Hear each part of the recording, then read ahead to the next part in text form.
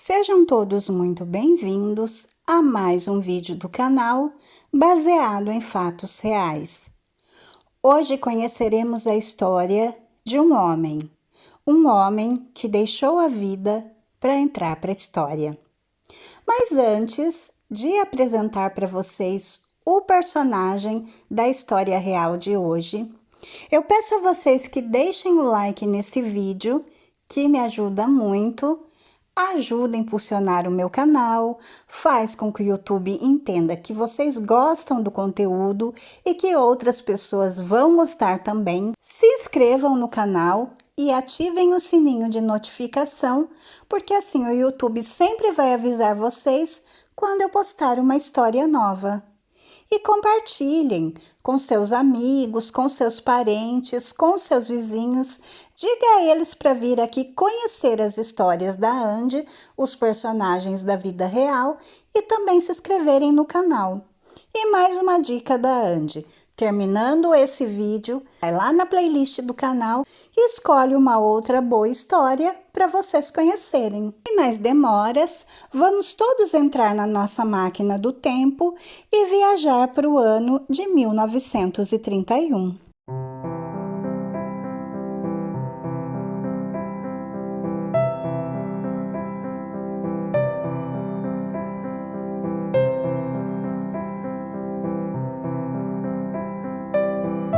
Hoje conheceremos a história de um homem que perdeu a vida essa semana, Mikhail Gorbachev. Ele foi presidente da União das Repúblicas Socialistas Soviéticas. Governou o país entre 1985 e 1991, lançando um amplo plano de transformações em curto espaço de tempo. Em 1990, ganhou o Prêmio Nobel da Paz. Gorbachev nasceu na região agrícola Stavropol, na União Soviética, no dia 2 de março de 1931, filho de um motorista e de uma dona de casa.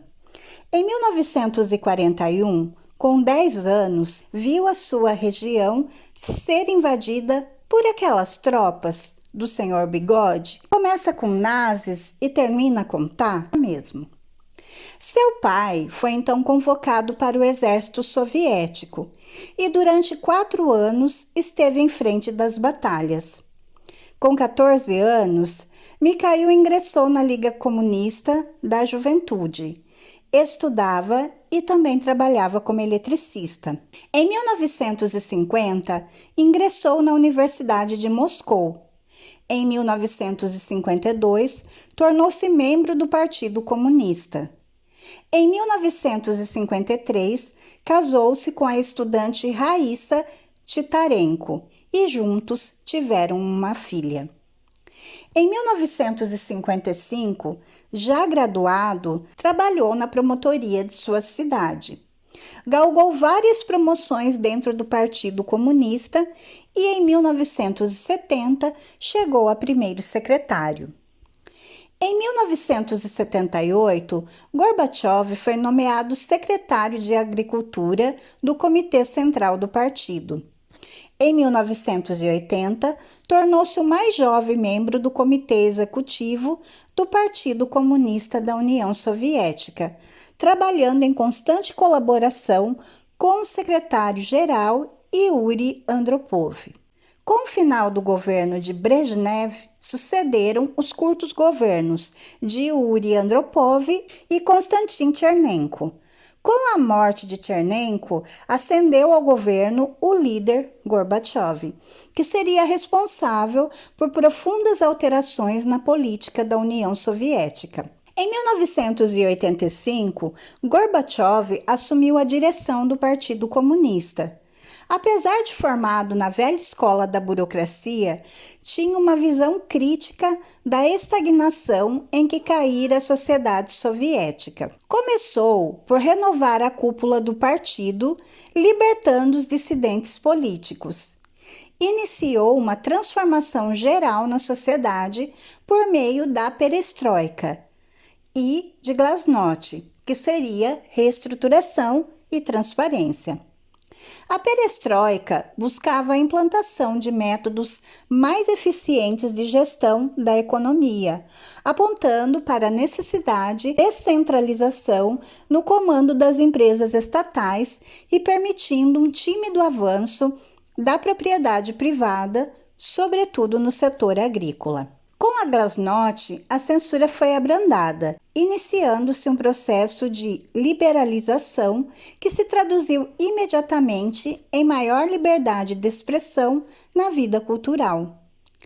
Para liquidar as pendências internacionais, Gorbachev mudou a política externa para facilitar uma aproximação com o Ocidente. Isso traria a indispensável ajuda externa para financiar a transição rumo a uma economia de mercado socialista. Abandonando as práticas imperialistas, as tropas de ocupação do Afeganistão foram retiradas depois de 10 anos de permanência. Era o sinal de que o conflito da Fria estava chegando ao fim. Acordos comerciais foram feitos com os Estados Unidos e com os 7 países mais ricos do planeta. A política de Gorbachev gerou tensões internas. Por um lado, grupos conservadores da burocracia do partido e do Estado, aliados a setores militares, opunham-se às reformas. Por outro, uma corrente liberal, cujo líder mais conhecido era o presidente da República Russa, o Boris Yeltsin, que exigia a aceleração das reformas e a instalação de uma economia de mercado acompanhada da privatização das empresas estatais. No dia 19 de agosto de 1991, o grupo conservador, conhecido como Linha Dura, afastou Gorbachev do poder, num golpe de Estado, e ocupou com tanques de guerra pontos estratégicos de Moscou. A reação da população foi imediata. Milhares de pessoas saíram às ruas para protestar contra os conservadores. À sua frente estava Boris Yeltsin, que do alto de um tanque leu uma proclamação que exigia o retorno à ordem constitucional. Com o fracasso do golpe, Gorbachev, que estava preso em sua casa de praia na Crimeia, voltou a Moscou no dia 22 de agosto. No dia 29, o Soviete Supremo deu o golpe final ao Partido Comunista Soviético, proibindo suas atividades em todo o território nacional. Gorbachev lutou quanto pôde pela manutenção da União Soviética, mas no dia 8 de dezembro de 1991, reunidos em Brest, os presidentes da Rússia, da Ucrânia e da Bielorrússia assinaram um documento em que formalizava a SEI, a Comunidade dos Estados Independentes, em substituição à União Soviética de Gorbachev. Seu lugar na ONU passou a ser ocupado pela Rússia. No dia 25 de dezembro, Gorbachev renunciava ao cargo de presidente da União das Repúblicas Socialistas Soviéticas. Em 1990, Mikhail Gorbachev ganhou o Prêmio Nobel da Paz por seu trabalho para acabar com as tensões da Tananã Fria. E, gente, me perdoem se algumas palavras eu não posso falar. Por exemplo, essa agora que eu pulei, ela começa com gay e termina com ra, tá? O YouTube, infelizmente, ele não gosta de certas palavras, embora nós estejamos tratando aqui da maneira mais respeitosa possível, mas ele tem as suas limitações, né? E eu fico limitada também por conta disso. Mas vocês entendem, eu sei que entendem. Seu lugar na ONU passou a ser ocupado pela Rússia. No dia 25 de dezembro, Gorbachev renunciava ao cargo de presidente da União das Repúblicas Socialistas Soviéticas. Em 1989, os habitantes da Alemanha Oriental pedem a ajuda de Gorbachev. Então, em 1990, Gorbachev convida o então chanceler alemão Helmut para sua casa na Crimeia, abrindo caminho para a reunificação da Alemanha. A imagem de Gorbachev vive, no entanto, de contrastes.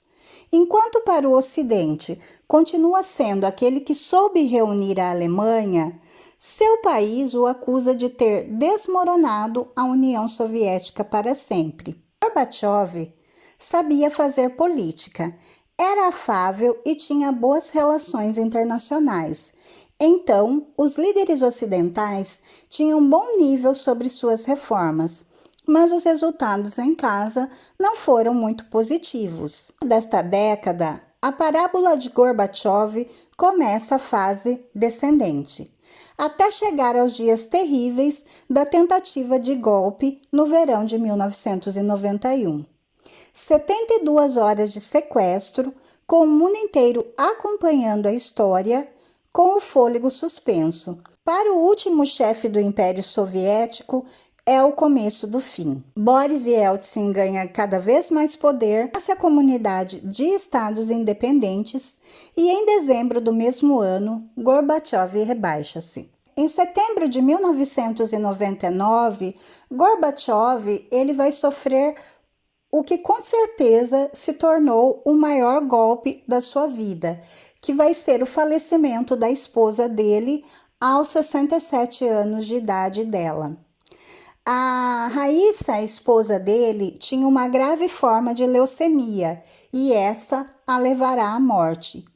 E ele, que por amor, desceu do seu pedestal de homem de ferro e vestiu os panos de um homem apaixonado por sua esposa e que quer lutar a todo custo pela saúde e vida da esposa. Ele percorreu o mundo em busca de cachê para tratar da frágil e delicada saúde da esposa. Chegou a aceitar participar do Festival de San Remo na Itália e fez isso com grande vergonha e embaraço, porque ele precisava do cachê para poder cuidar da esposa, que inclusive estava presente nesse dia no show. A luta pela saúde da sua mulher tornou ele humano, o Gorbi, como ele era carinhosamente conhecido pelos íntimos. Nessa ocasião do festival em San Remo, o próprio Gorbachev, ou Gorbi, ele foi sincero e disse que aceitou aquilo pelo cachê, porque o dinheiro seria usado para curar a Raíssa, a esposa dele. Mas, como sabemos, ela não foi curada e veio a falecer. De julho, Raíssa está internada em uma clínica na Alemanha e o seu estado se torna cada vez mais crítico. E então, o fim. Ela falece. E o desespero de Gorbachev. Permaneceu viúvo. O homem que mudou a história do seu país e do mundo realmente ficou só. Então, nesse momento que vai nascer a Fundação Gorbachev. Em 1990, ele ganha então o Prêmio Nobel da Paz e começa então em 1991 dirigir a Fundação Gorbachev e também a Cruz Verde Internacional desde 1993, trabalho este que ele realizava ainda até que ele nos deixa. Gorbachev morreu no Hospital Clínico Central de Moscou, 30 de agosto de 2022, ou seja, semana passada, aos 91 anos de idade. A sua morte não recebeu maiores detalhes, com o hospital afirmando apenas de que se tratou de uma doença grave e prolongada, estando sob supervisão contínua dos médicos desde o início de 2020. Ele será enterrado no cemitério de Moscou, ao lado da sua esposa, que morreu em 1999, segundo seu testamento. O presidente da Rússia, aquele senhor, que eu não vou citar o nome dele, dado a tudo que está acontecendo no mundo nesse momento, para o YouTube não bloquear o nosso vídeo, mas aquele senhor, o Vlad, vocês sabem quem é, expressou suas condolências pela morte de Gorbachev, segundo o porta-voz dele, o Dmitry. A Comissão Europeia, a Úrsula, também prestou homenagem a ele no Twitter, assim como o primeiro-ministro do Reino Unido, o Boris Johnson. O secretário-geral das Nações Unidas disse que Gorbachev era um estadista único, que mudou o curso da história e um líder global imponente, multilateralista comprometido e defensor incansável da paz, enquanto o ex-secretário de Estado dos Estados Unidos afirmou que a história lembrará de Mikhail Gorbachev como um gigante que dirigiu sua grande nação para a democracia. O ex-primeiro-ministro canadense disse que ele era um homem muito agradável de se lidar e a história o lembrará como um líder transformacional. E essa foi a nossa história de hoje, de mais uma pessoa conhecida que nos deixa com uma grande história, quando ele sai agora da vida para entrar para a história. Eu espero que vocês tenham gostado de conhecer mais esse personagem da vida real, mais essa história. Se vocês gostaram, por favor, deixem o like, que me ajuda muito. Se inscrevam no canal e voltem aqui para as próximas histórias.